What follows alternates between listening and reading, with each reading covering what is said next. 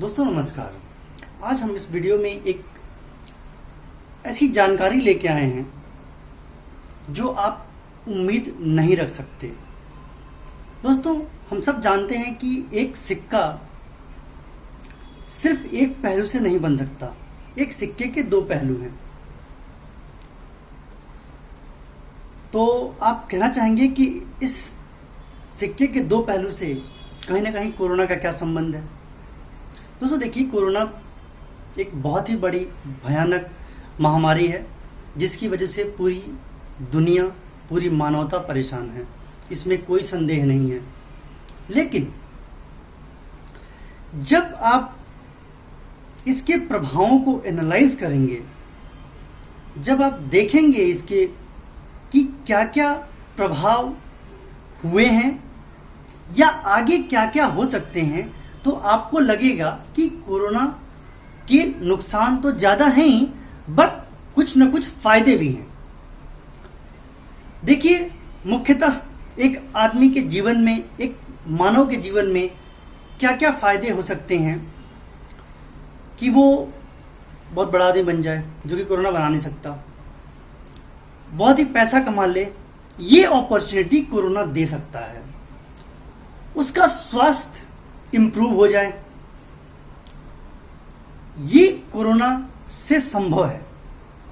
अब आप सोच रहे होंगे कि कोरोना तो स्वास्थ्य का दुश्मन है, उससे तो पूरी दुनिया कायनात परेशान है, और मैं कह रहा हूं कि स्वास्थ्य को बिल्डअप करने के लिए है वो। जी हां, मैं इस वीडियो में आपको यही बताऊंगा कि कोरोना के फायदे क्या क्या हैं। अपार्ट फ्रॉम ऑल एविल्स, हम देखेंगे कि क्या क्या इसके फायदे हैं। देखिए, पहली बात, कोरोना को एज एन अपॉर्चुनिटी मैं क्यों कह रहा हूं। कोरोना से सबसे बड़ा फायदा जो हुआ है वो हमारे पर्यावरण को हुआ है, इन्वायरमेंट को हुआ है। आज हम बहुत जगह ये देख पाते हैं कि हमारी आई साइट तो वही है, लेकिन हम बहुत दूर तक देख पाते हैं। अगर किसी ऊंचाई पे चढ़ के देखें हम, बहुत सारी ऐसी रिपोर्ट्स भी आई कि जलंधर से हिमालय की पहाड़ियां दिख रही हैं, श्रृंखलाएं दिख रही हैं। बिहार के कुछ पार्ट से पर्वत श्रृंखलाएं दिख रही हैं। तो ये क्या है? ये क्यों? हमारी आईसाइट तो उतनी ही है, लेकिन क्या इंप्रूव हुआ है? एयर क्वालिटी इंडेक्स इंप्रूव हुआ है, जिससे हमारे विजन की जो क्षमता है, जो डिस्टेंस है, वो बढ़ गई है। अब आप कहेंगे कि एयर क्वालिटी इंडेक्स बढ़ने से क्या फायदा हमें दिख रहा है, उससे क्या फायदा? जी, फायदा ये है कि एयर क्वालिटी इंडेक्स बढ़ने से आप जो सांस लेते हैं, जो आप इनहेल करते हैं, उसमें आप जो भी पॉल्यूशन मेकिंग पार्टिकल्स हैं वो अब कम ले रहे हैं आप अपनी बॉडी में, या फिर कुछ जगहों पे बिल्कुल ही नहीं ले रहे हैं, जिससे कि आपका लंग्स, जो रेस्पिरेटरी सिस्टम है, आपका इंप्रूव हो रहा है। तो पहला फायदा ये हुआ आपका कि एयर पॉल्यूशन कम होने से आपके लंग्स को रिलीफ मिला। और ये क्यों संभव हुआ? क्योंकि लॉकडाउन की वजह से, कोरोना जब आया उसके बाद जो लॉकडाउन हुआ, लॉकडाउन की वजह से गाड़ियां आउट ऑफ रोड चली गई, फैक्ट्रीज बंद हो गए, या हर तरह की वैसी गतिविधि बंद हो गई जिससे कि कार्बन डाइऑक्साइड और नाइट्रोजन डाइऑक्साइड का एमिशन बहुत ही प्रचुर मात्रा में होता था, जो कि इन्वायरमेंट के लिए, पर्टिकुलरली एयर के लिए बहुत ही घातक था। तो पहला फायदा ये हुआ। दूसरा, आपने अभी बहुत सारे रिपोर्ट्स देखे होंगे कि बहुत जगह हमारे नदियों का पानी, गंगा, जमुना का पानी, अब उसका जो पॉल्यूशन लेवल है इतना गिर गया है कि वो अब लायबल टू ड्रिंक, पीने योग्य पानी हो रहा है वो। ये सबसे बड़ा फायदा है। हम न जाने कितने मिलियन रुपीस हम इस पे खर्च कर चुके हैं, इसकी सफाई पे। हमने नदियों के लिए अलग डिपार्टमेंट बनाया, हमारी सरकार ने बहुत पैसे उन नदियों पे पानी की तरफ बहाया गया, लेकिन कुछ भी नहीं हुआ। तो दूसरा आपका फायदा ये हुआ कि आपको अब स्वच्छ पानी किसी भी नदी में मिल सकता है, जो कि सबसे बड़ा स्रोत है हमारे जीवों, इवन हम मानव वन्य जीवों के पीने के लिए, जिससे उनके स्वास्थ्य में इम्प्रूवमेंट होगी, बढ़ोतरी होगी। और इस तरह से पर्यावरण के हरेक लेवल में सुधार आया है, जिससे कि आपको आपके स्वास्थ्य में इम्प्रूवमेंट होगी और ये लंबे समय तक चलेगा। आपने नासा की एक रिपोर्ट अगर नहीं पढ़ी होगी तो मैं बता दूं, कोट करना चाहूंगा। जो ओजोन लेयर है हमारा, जिसमें एक बहुत बड़ा होल हो गया था, जिसकी वजह से जो ग्लेशियर्स थे वो मेल्ट हो रहे थे, पिघल रहे थे। वो जो ओजोन लेयर है, ओजोन लेयर अब ऑलमोस्ट भर गया है, जिससे कि ग्लोबल वार्मिंग से भी हमें कमी हुई है ग्लोबल वार्मिंग में, जिससे कि एवरेज टेम्परेचर आपने देखा होगा आजकल इंडिया में बहुत ही कम है और मौसम बहुत ही जीवों के फेवर में, जीव जो मानव जाति, वन्य जीव, सबके फेवरेबल कंडीशंस के साथ टेम्परेचर जो है वो बिहेव कर रहा है। दोस्तों, ये तो हुआ इन्वायरमेंट और हेल्थ से रिलेटेड फायदा। तीसरा फायदा भी हो सकता है अगर हम थोड़े से एफर्ट लगाएं।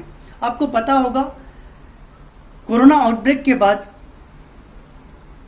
चाइना इसका एपिसेंटर था, चाइना का वुहान शहर इसका एपिसेंटर था। उसके बाद जब ये कोरोना पूरे विश्व में फैलता है तो पूरे विश्व से क्रिटिसिज्म होता है चाइना का।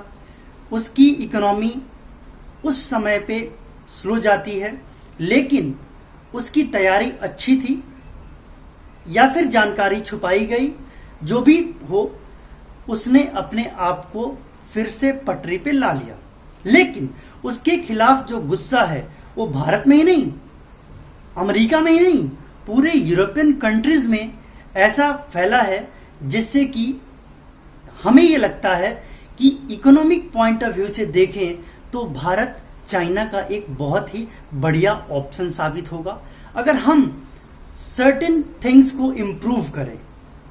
जैसे हमारे प्रधानमंत्री हमेशा प्रयासरत रहते हैं कि चीजें कैसे इम्प्रूव हो, सिंगल विंडो सिस्टम कैसे क्रिएट हो, ईज ऑफ डूइंग बिजनेस पे उन्होंने काम किया है। इसके बावजूद भी अभी भी बहुत सारे लूप होल्स हैं जिनको कि एड्रेस किया जाना चाहिए, अगर हम इसको एज एन अपॉर्चुनिटी यूज करना चाहते हैं तो। क्योंकि एक रिसेंट सर्वे की बात करूंगा मैं, अमेरिका में 2/3 जो उनकी पॉपुलेशन है ये मानती है कि इसके जड़ में चाइना है and China should be punished. तो पनिशमेंट क्या क्या हो सकता है? आज आप पनिशमेंट में क्या कर सकते हैं कि उसकी इकोनॉमी तोड़ दें, ये एक तरीका है पनिशमेंट का किसी भी देश का।